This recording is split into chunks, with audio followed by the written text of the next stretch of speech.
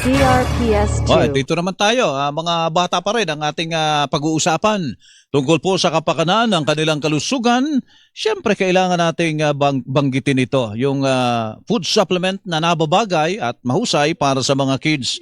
Kayo ba, nasabi nyo na at some point sa buhay nyo, ay buti na lang ang tangkad ko. Hanggang ngayon po, yan po naman talaga ang hiling po ng mga mami para sa kanilang mga anak, sa mga kids.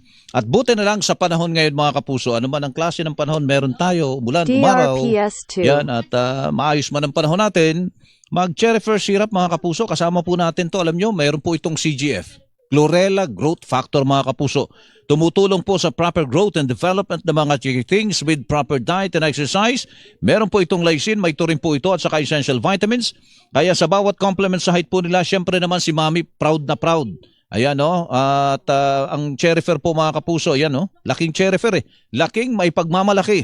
Mahalagang paalala, ang Cherryfer syrup ay hindi po gamot at hindi dapat gamitin panggamot sa anumang uri ng sakit.